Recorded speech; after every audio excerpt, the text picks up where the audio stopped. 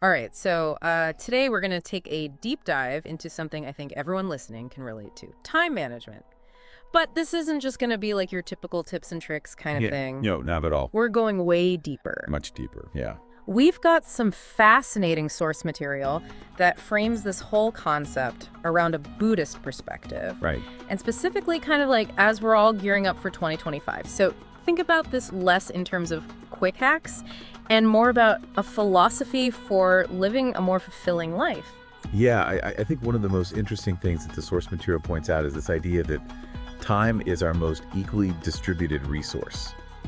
Like, it doesn't matter who you are or what you do, you get 24 hours a day. Yeah, it's like a level playing field in a way. It is. And it's what we do with that time that really makes all the difference. Absolutely. And speaking of doing things with our time, the source material goes into some really interesting strategies. Like, we've got Elon Musk scheduling his day in 5-minute increments. Oh, wow. Stephen King's very disciplined writing routine. And this really intriguing 2-minute rule for tackling procrastination. Let's unpack that procrastination piece a little bit, because I think that's something we can all relate to. Absolutely. The source material really dives into like the psychology behind why we put things off. Yeah. And it's not just laziness, as simple as that. No, I think we've all been there, right? Where you're staring at that task that you know you should be doing, and instead you're finding a million other things to do instead. Yeah, exactly. So what is actually going on in our minds when that happens? Well, the source material digs into the fact that procrastination is often rooted in deeper emotions. Like, it could be fear of failure, the pressure to be perfect, even low self-esteem. It's not that we're consciously choosing to be lazy. It's more that we're subconsciously trying to avoid these uncomfortable feelings that are associated with the task itself. That makes a lot of sense. Yeah. I know for me, sometimes just the sheer size of a project can just feel overwhelming. Yeah. And so I just avoid it, even though I know logically it'll just be worse if I put it off. Absolutely. The source material uses a good example of this with students and deadlines, which I think we can all relate to. Oh, for sure. Like that feeling of, oh my gosh, I have so much to do, that kind of hijacks our rational brain and leads to this procrastination. Even when we know it's not the best approach. Logically, yes. Yeah. So how do we break free from this procrastination trap? You mentioned the 2-minute rule before. Yes. This is a really good technique from the source material, a very practical technique, something you can actually start using immediately. And the idea is that if a task takes less than 2 minutes to complete, just do it now. Okay. Right, like right now. Yeah. And you might be thinking, well, what difference can 2 minutes really make? But the source material explains that even this tiny shift from like inaction to action can really create a sense of momentum. Oh, I see. It's that initial resistance you have to break through, and then you've built some positive momentum. I can see that, like you're tricking your brain into getting started. Exactly. But isn't there a danger, like if we're just doing all these little 2-minute things, that we just end up with a bunch of like small, unfinished tasks? That's a valid point. That's a valid point. And that's where prioritization comes in. Okay. Right? Not everything can be dealt with in 2 minutes. Right. And so we need a system for actually deciding what to tackle first. And the source material introduces a framework that you've probably heard of. It's called the Eisenhower Matrix. Oh yeah, the Eisenhower Matrix. It rings a bell. Something about urgent versus important. Yes. Yeah. Exactly. It helps you categorize tasks based on those two dimensions, urgent and important. So you have things that are both urgent and important, things that are important but not urgent but not important. And then finally, things that are neither urgent nor important. And the real power of this tool is that it forces you to think critically about how you are spending your time and energy. Like, are you getting caught up in just busy work, or are you actually focusing on the things that truly matter? It's so easy to get caught in that whirlwind of urgent tasks, even if they're not actually moving us towards our goals. Absolutely. And the source material contrasts this, with someone like Elon Musk, who is known for his hyper-scheduled approach. Yeah. Right? Like really being intentional with his time. And it really highlights the danger of getting bogged down in those urgent but not important tasks. I've heard that he schedules his day in 5-minute blocks. Yeah. Which seems so intense. It does. It does. Do you think he actually gets more done that way, or is it more about just like aligning his time with his top priorities? It's probably a little bit of both. Yeah. It forces him to be laser focused. Yeah. And really prioritize, but it also highlights the importance of being intentional with your time, regardless of how you structure it. Yeah. The takeaway here isn't necessarily to adopt Musk's exact method, but to find a system that helps you prioritize what truly matters to you. So it's not about doing more, it's about doing the right things. Exactly. And speaking of structure, the source material also really emphasized the importance of routines. So what's the connection between routines and effective time management? Well, think of routines as like the scaffolding that supports your time management efforts. Okay. They provide a framework for consistency, Right. which can be incredibly powerful when it comes to making progress towards your goals. The source material specifically mentioned like the benefits of morning routines, right? Yes. And there's actually been research done on this. Like there was a study published in the Journal of Positive Psychology that showed how, starting your day with a structured routine, whether it's exercise or meditation, or simply just setting your intentions for the day, it can actually lead to increased productivity and a greater sense of satisfaction throughout the day. It's almost like you're setting the tone for the day. You are. From the moment you wake up. Exactly. But I imagine routines can look very different for different people. Absolutely. The source material mentioned Stephen King and Warren Buffett, and they have very distinct approaches to their days. Yes. So Stephen King, for example, is known for his incredibly disciplined writing routine. He writes at the same time in the same place every single day. Wow. This eliminates decision fatigue for him and allows him to really maximize his creative output.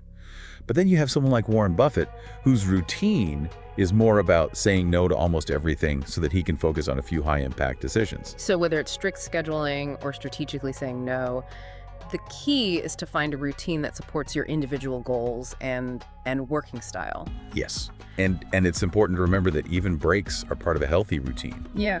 The source material mentions the Pomodoro technique. Oh, the Pomodoro technique? Yeah, where you alternate 25 minutes of focused work with 5-minute breaks. I've heard of that. I've never actually tried it consistently, though. Have you found it to be effective? Yeah. I think it's a great way to maintain focus and prevent burnout.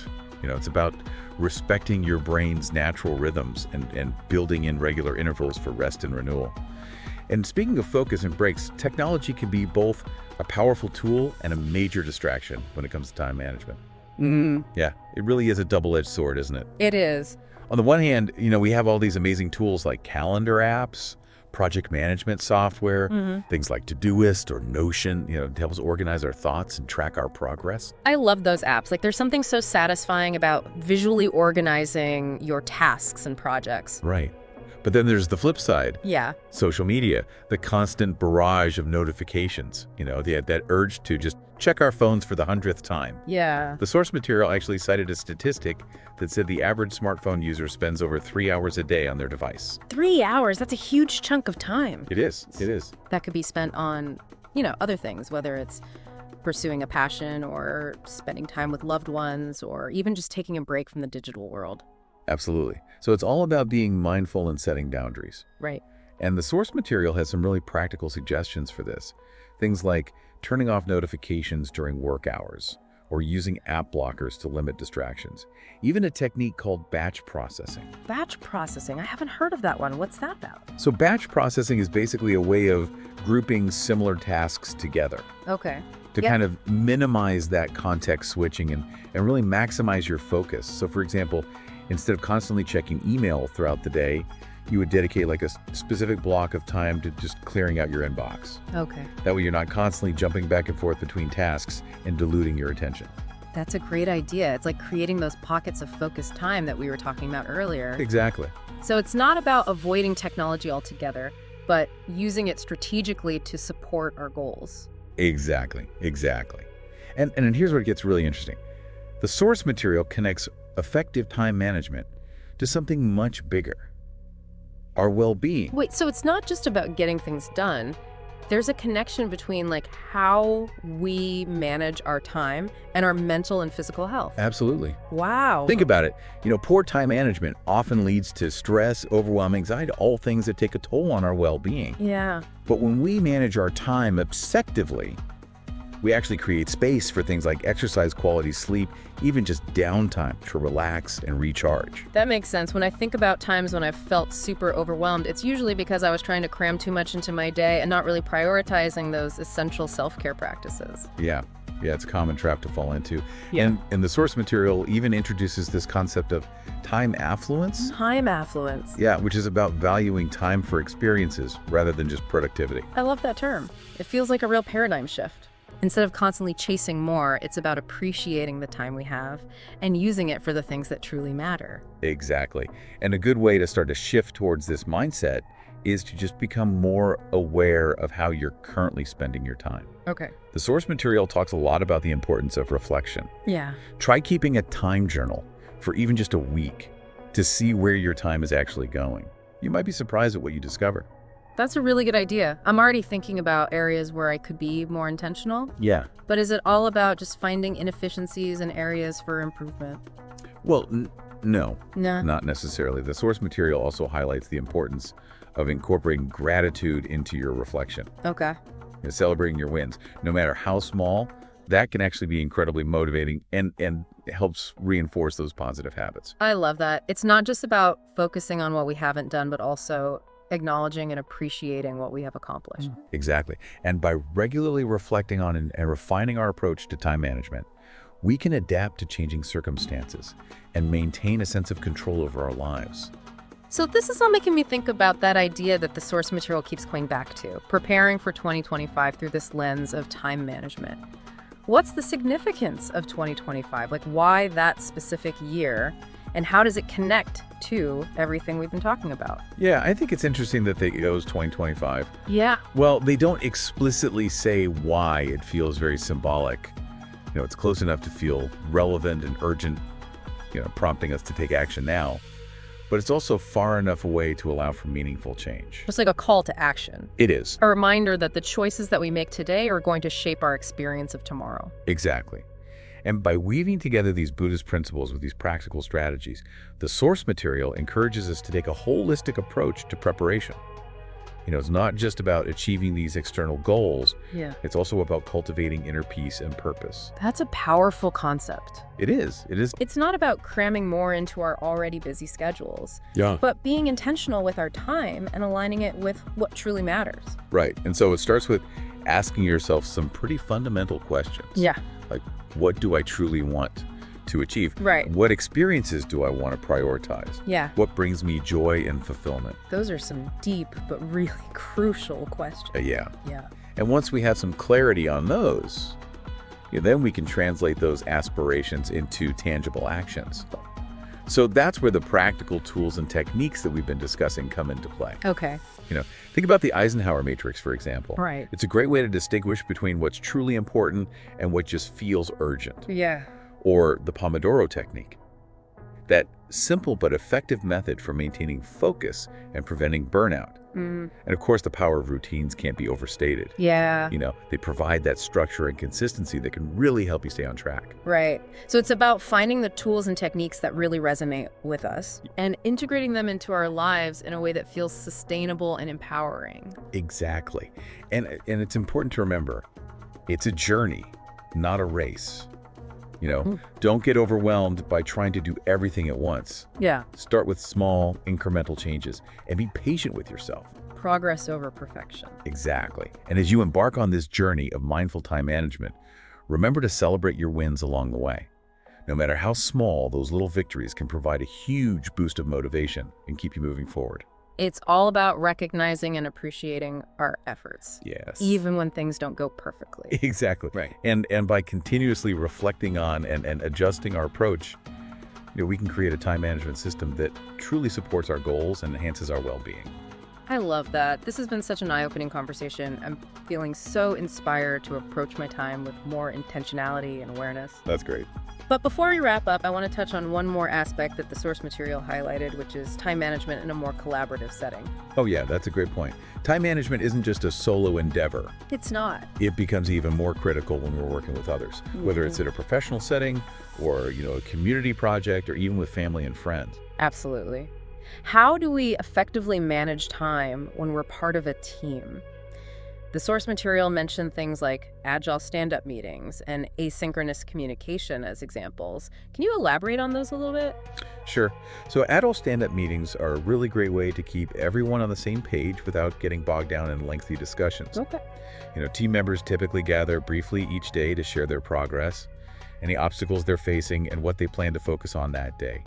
And it's just a quick, efficient way to make sure everyone's aligned and moving in the right direction. That sounds super effective. It's like a daily pulse check for the team. It is. What about asynchronous communication? I'm guessing that's all about respecting each other's time and not requiring everyone to be online at the same time.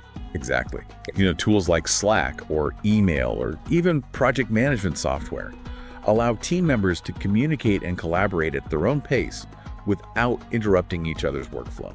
So it's about finding that balance between synchronous and asynchronous communication. It is. To maximize both individual focus and team productivity. Yeah, it's about being mindful of how we communicate and when. Right. So we can respect each other's time and work together effectively. But the key here is that asynchronous communication really only works when there are clear expectations and boundaries. That makes sense. If everyone's on the same page about communication norms and response times, it can really streamline collaboration.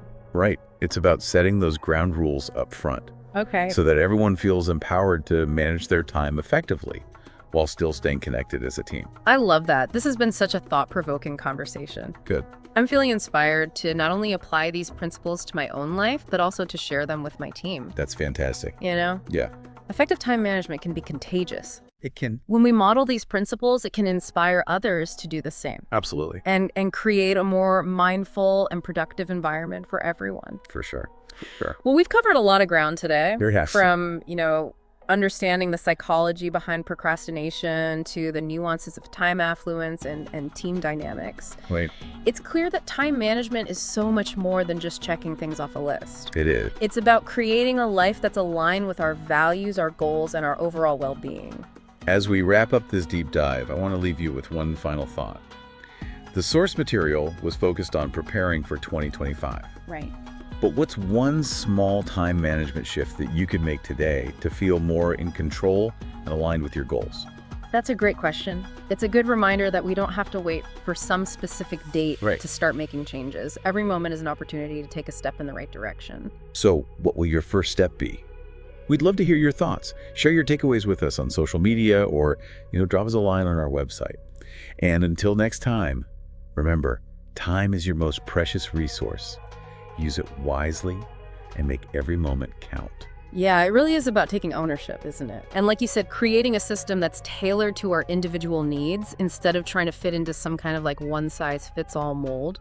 Yeah, and I think one of the key themes that kept emerging from the source material was this idea of aligning our time with our values. Right. It's not just about being efficient. Right. It's about being intentional. Yeah, it's about asking what truly matters to me and then actually structuring my time in a way that reflects those priorities. Right. But, it's easy to lose sight of those bigger goals when you're caught up in the day-to-day whirlwind of life. It is. And that's where the source material's emphasis on mindfulness really comes in.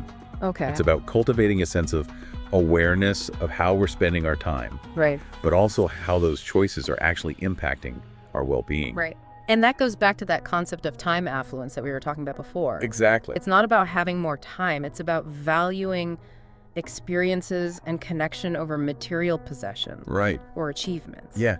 And for me personally, when I start to feel that stress and overwhelm, it's usually because I've lost sight of what truly brings me joy and fulfillment. I think that's a really common experience. Oh, it is. Especially in our culture where we tend to equate busyness with worthiness. Yeah. The source material really challenges that notion. It does. It encourages us to slow down, to be present, to savor the moments that matter. And that's such a powerful message, especially as we're trying to navigate, the complexities of modern life. Yeah.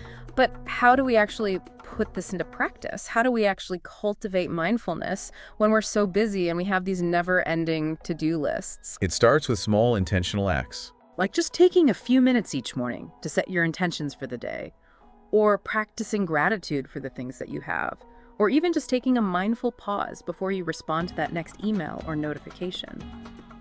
So it's like those little micro moments of awareness that allow us to kind of reconnect with ourselves and our values. Exactly. And as we cultivate that mindfulness, We start to become more attuned to how we're spending our time and whether those choices are truly aligned with what matters.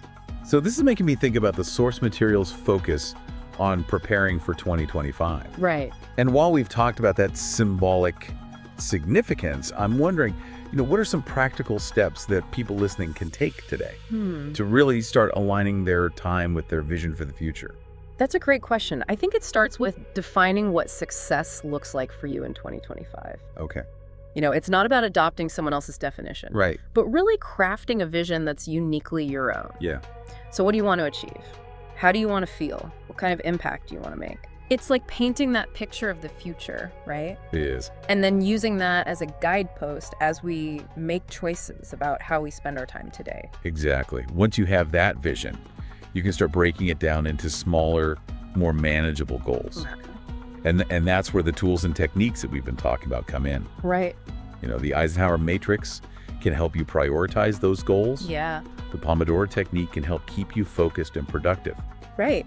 And a well-designed routine provides the structure and consistency you need to stay on track. So it's like we have this toolkit for time management. We do. We can pick and choose the things that resonate with us. Yes. And use them to build a system that supports our own individual goals and aspirations. And remember, it's a journey, not a destination. Mm-hmm. There will be times when you fall off track, you get caught up in the busyness, you lose sight of your goals. But that's okay. It's all part of the process. Yeah. The key is to just keep coming back to that vision. Right. Keep refining your approach.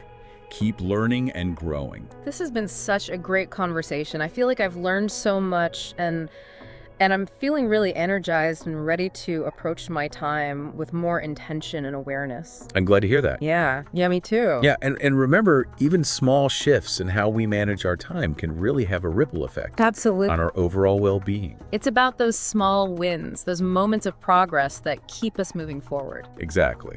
Well, we've reached the end of our deep dive into this fascinating source material. We have. But before we say goodbye, we want to leave you with one final question to ponder. Okay. What is one small but meaningful change you can make today to start aligning your time with your vision for the future?